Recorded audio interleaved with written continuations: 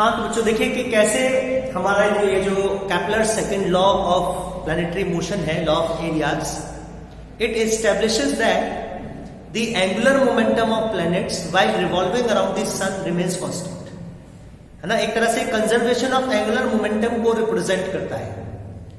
और वहां से मैं कंक्लूजन मैं बाद में बताऊंगा, पहले मैं एस्टैब्लिश करके दिखाता हूं आपको कि हाँ, in this planetary motion, in this revolution of planet around the sun, the angular momentum of planet will remain constant or constant.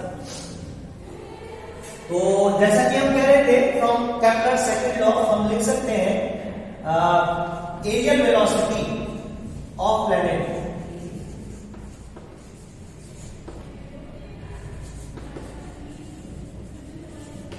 ना, या rate of change of area या rate of area swept per unit time by the radial line joining planet and sun। तो मान लीजिए अगर radial line dt interval of time में कितना area swept करती है, dA, तो dA by dt हो गया एरिया स्वेप्ट पर यूनिट टाइम। इसी को मैं एरियल वेलोसिटी कह रहा हूं। तो this areal velocity of the radial line joining sun and planet will remain constant. तो एग्जांपल के लिए हम इसी इलिप्टिकल ऑर्बिट में, प्लैनेट के इलिप्टिकल ऑर्बिट पर एक नेग्लिजिबल इंटरवल ऑफ टाइम में, मान लीजिए सन है, एक नेग्लिजिबल इंटरवल ऑफ टाइम में कंसीडर करते हैं कि प्लैनेट जो है वो पॉइंट ए से पॉइंट बी तक मूव करता है। जो टाइम इंटरवल उसका लगा वो नेग्लिजिबल है, dt इंटरवल ऑफ टाइम। और इस dt इंटरवल ऑफ टाइम में उसने जो एंगल स्वेप्ट किया यहां पर वो बहुत छोटा है, कितना, d ना। एक negligible interval of time dt में कितना एंगुलर डिस्प्लेसमेंट हुआ प्लैनेट का related to sun, d theta, where d theta is negligibly small. तो ये जो लाइन है AB, है ना, AB को हम एक आर्क कंसीडर कर सकते हैं। आर्क मान लीजिए या स्ट्रेट लाइन मान लीजिए, है ना। तो अगर हम ये ट्रायंगल कंसीडर करें ABS, तो area of triangle ABS, area of right angle triangle ABS, क्या area of triangle ABS, right angle तो नहीं है, एरिया ऑफ ट्रायंगल ABS क्या लिख सकते हैं, area of triangle ABS half into base into height ना, क्योंकि ये d थीटा नेग्लिजिबल है, d थीटा बहुत छोटा है, तो हम ऑलमोस्ट इसको एक राइट एंगल ट्रायंगल ही अज्यूम कर सकते हैं। तो इसका जो बेस है ना, बेस मतलब ये जो डिस्टेंस है, चाहे AS लिख लें चाहे AB लिख लें, मतलब BS लिख लें, AS इक्वल्स टू BS, इसको मैं R मान लूं, R कंसीडर कर रहे ना इसको, या consider AB to be an R। तो ये जो दोनों डिस्टेंस है, चाहे तो AS ले लीजिए चाहे BS ले लीजिए, इसको क्या लिख सकते हैं, इसको R लिख सकते हैं। तो हाफ बेस को मैं R लिख लेता हूं, किसी को भी बेस मान लो, चाहे AS को बेस मान लो चाहे BS को बेस मान लो। और हाइट किसको ले लेते हैं, AB को, AB let us consider AB to be height, मतलब जैसे ये आर्क है, ये ट्रायंगल बन गया हमारा, तो ये हाइट होगी इस ट्रायंगल की। अब क्योंकि एंगल d थीटा नेग्लिजिबल है, तो ये जो बेस मान लो चाहे हाइपोटेन्यूज मान लो, ये बराबर है। तो हाफ बेस, इसको क्या लिखेंगे, अगर ये d थीटा है, ये r है, r can be written as r d theta, तो इसको हम r d थीटा लिख सकते हैं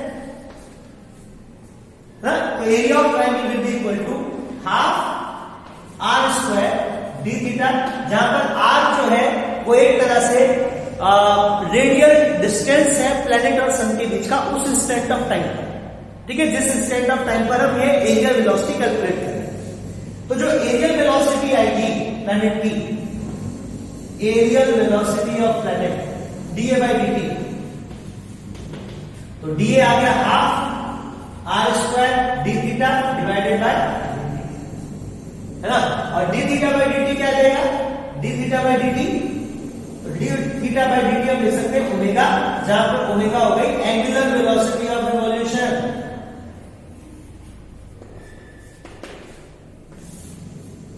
ठीक है। d थीटा बाय dt क्या हो गई, एंगुलर वेलोसिटी ऑफ रिवॉल्यूशन, ठीक है। तो ये quantity half omega r square, according to Kepler's second law of planetary motion, this quantity should remain constant. Aerial velocity constant रहनी चाहिए। प्लैनेट की एरियल वेलोसिटी कांस्टेंट होती है, it sweeps equal area in equal interval of time. The radial line joining planet and sun, है ना। ये quantity constant आएगी half R square omega, या मैं ये लिख सकता हूं भाई एम ओमेगा आर स्क्वायर, ये भी कांस्टेंट रहना चाहिए, है ना। एम प्लैनेट का मास है, एम जो है वो मास है प्लैनेट का, एम आर स्क्वायर ओमेगा, ये क्वांटिटी कांस्टेंट रहनी चाहिए। मान लीजिए 2 को इधर ले जाए, 2 तो वैसे भी कांस्टेंट है, मतलब आर स्क्वायर ओमेगा कांस्टेंट होगा, आर स्क्वायर ओमेगा कांस्टेंट है तो प्लैनेट का मास नॉन रिलेटिविस्टिक मोशन होगा प्लैनेट का, उसमें मास जो हम कांस्टेंट अज्यूम कर सकते हैं, तो एम आर स्क्वायर ओमेगा भी कांस्टेंट रहना चाहिए। अब देखिए एम आर स्क्वायर क्या हो गया, moment of inertia of planet for its revolution around the sun, planet के सन के अराउंड रिवॉल्यूशन में एम आर स्क्वायर हो गया उसका मोमेंट ऑफ इनर्शिया। तो एम आर स्क्वायर ओमेगा क्या आ गया, एम आर स्क्वायर ओमेगा आ गया I into omega, moment of inertia into omega, ये क्या हो गया, ये हो गया angular momentum of the planet. तो angular momentum of the planet remains constant, हम लिख सकते हैं L equals to I omega, angular momentum of the planet for its revolution around the sun remains constant.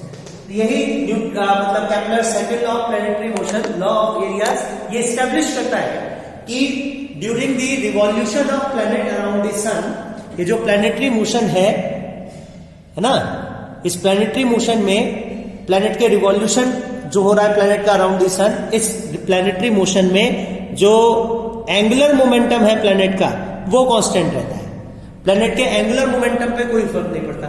अच्छा, ये हम जानते हैं फ्रॉम द मैकेनिक्स कि angular momentum dl by dt होता है equal to torque, external torque. तो अगर एंगुलर मोमेंटम कांस्टेंट है, इसका मतलब एक्सटर्नल टॉर्क जो है प्लैनेट पर वो 0 है, प्लैनेट पर कोई भी एक्सटर्नल टॉर्क एक्ट नहीं करती, या जो भी फोर्स है जो कि रिस्पॉन्सिबल है for this revolution of planet around the sun, वो फोर्स कोई भी टॉर्क जनरेट नहीं करती है। आ रही बात समझ में, वो फोर्स जो है वो किसी भी तरह की टॉर्क जनरेट नहीं करती है। और यहां से मुझको पता चल रहा है कि ऐसी फोर्स जो कोई टॉर्क जनरेट ना करे वो तो सेंट्रल फोर्स होती है, that force will be central force. तो हालांकि देखिए केपलर्स लॉज में कहीं भी फोर्स का कोई जिक्र नहीं है, the force driving force that is responsible for planetary motion and for the planetary motion, उस फोर्स के बारे में कोई जिक्र नहीं है केपलर्स लॉज में। केपलर्स लॉज एम्पेरिकल लॉज हैं which doesn't have any theory that is derived from any previous laws. और इसमें ये जो फोर्स है जो कि अभी आगे हम पढ़ेंगे वो ग्रेविटेशनल फोर्स ही है जो कि न्यूटन ने डिस्कवर करी बाद में, लेकिन केपलर्स लॉज में इसका कहीं से कहीं तक कोई जिक्र नहीं है। लेकिन ये बात आप दिमाग में रखिएगा कि यहां केपलर सेकंड लॉ से हमने ये स्टैब्लिश किया कि प्लैनेट्स का एंगुलर मोमेंटम कांस्टेंट रहता है, और ऑब्वियसली वो तभी कांस्टेंट रह सकता है जब उन पर कोई भी टॉर्क एक्ट ना करे, acting torque on the planet वो 0। ठीक है, चलिए अब आते हैं last Kepler's third law of planetary motion पर।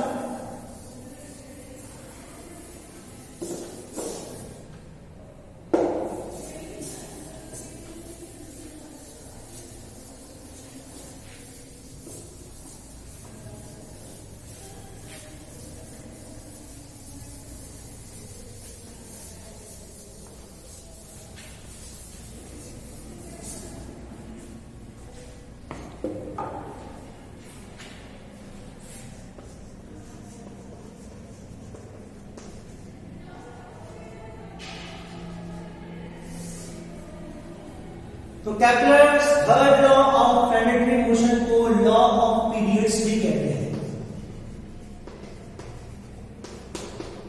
ठीक है, and according to Kepler's third law of planetary motion, the time period of revolution of planet around the sun in its elliptical orbit, it is interrelated to the semi major axis of its elliptical orbit। Kepler ने बताया कि मतलब third law जो है वो यही है according to Kepler कि जब प्लैनेट अपने इलिप्टिकल ऑर्बिट पर रिवॉल्व करता है अराउंड द सन, तो जो उसका टाइम पीरियड है रिवॉल्यूशन का, टाइम पीरियड मतलब the time interval that it will take to complete one revolution on its elliptical orbit, वो उसके इलिप्टिकल पाथ के सेमी मेजर एक्सिस से ही इंटर रिलेटेड होता है। And according to Kepler's third law, the square of the time period, the square of the time period of revolution of the planet around the sun is directly proportional to the cube of its semi major axis. ठीक है, the square of time period of revolution of planet around the sun is directly proportional to cube of the semi major axis of the elliptical orbit of planet. This is Kepler's third law. तो यह हम इसको आगे मतलब कोई भी proportionality constant आएगा, let us say that to be k, तो हम इसको t square is equal to k a cube लिख सकते हैं, जहां पर k प्रोपोर्शनलिटी कांस्टेंट। ठीक है, तो ये Kepler's third law of motion है, third law of planetary motion है। और आप देख रहे हैं कि एक तरह से Kepler's third law of planetary motion जो है वो टाइम पीरियड और प्लैनेट का जो इलिप्टिकल ऑर्बिट है उस इलिप्टिकल ऑर्बिट के सेमी मेजर एक्सिस को आपस में इंटररिलेट करता है कि जितना बड़ा सेमी मेजर एक्सिस होगा टाइम पीरियड उतना ज्यादा लगेगा। And square of time period will be directly proportional to cube of the semi major axis of the elliptical orbit. अच्छा, जनरली जो एक्सेंट्रिसिटी है प्लैनेट्स के, मतलब दो प्लैनेट्स को अगर हम छोड़ दें, मरकरी और प्लूटो, इनकी एक्सेंट्रिसिटी तो बहुत ज्यादा होती है ना, इनकी एक्सेंट्रिसिटी बहुत ज्यादा होती है। अदरवाइज ज्यादातर सभी प्लैनेट जो हैं उनकी एक्सेंट्रिसिटी वेरी क्लोज टू 1 होती है, उनकी एक्सेंट्रिसिटी बहुत 1 के बहुत क्लोज होती है। तो जनरली ऐसे और एलिप्स जो है जिनकी एक्सेंट्रिसिटी, मतलब ऐसा एलिप्स जिसकी एक्सेंट्रिसिटी 1 हो वो तो सर्किल हो गया है ना, वो तो सर्किल ही हो जाएगा।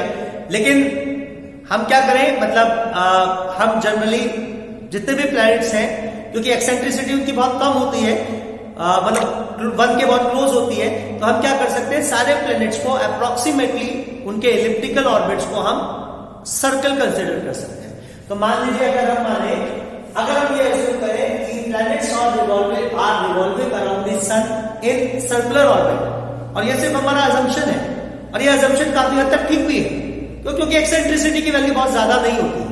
बस एक मरकरी और प्लूटो का तो बहुत एक्सेंट्रिसिटी ज्यादा होती है थोड़ी, otherwise eccentricity of other planets is close to 1 of their elliptical orbits. So we can assume their elliptical paths to be almost circular. क्योंकि सर्किल ले लेंगे तो हमारे लिए बहुत सारी चीजें बहुत आसान हो जाएंगी, थ्योरेटिकल एनालिसिस बहुत इजी हो जाएगा। तो अगर हम सर्कुलर अज्यूम करें,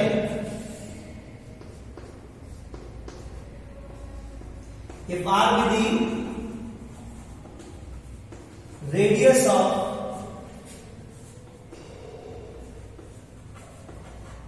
circular orbits of planets,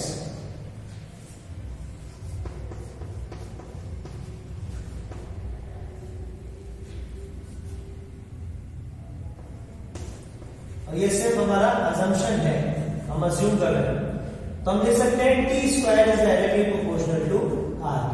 क्योंकि अगर मान लीजिए हम एक सर्कल कंसीडर करें तो circle is also an ellipse, एक ऐसा एलिप्स जिसके मेजर और माइनर एक्सिस बराबर होते हैं। यहां पर सेमी मेजर एक्सिस ए और सेमी माइनर एक्सिस बी बराबर होंगे, जिसको हम रेडियस कह देते हैं सर्कल का, है ना। तो हम ये लिख सकते हैं कि T square will be directly proportional to R cube. देखिए ये थे, this was all about Kepler's laws of planetary motion. Next we will discuss Newton's universal law of gravitation. और एक्चुअली ये जो Newton's universal law of gravitation है, ये Kepler's law of planetary motion से ही ड्राइव किया जा सकता है, और एक तरह से हम कह सकते हैं it has its origin in the Kepler's laws. ठीक है, तो नेक्स्ट क्लास में बच्चों हम लोग Kepler's laws of planetary motion तो हम लोग डिस्कस कर चुके हैं। We will start with Newton's universal law of gravitation.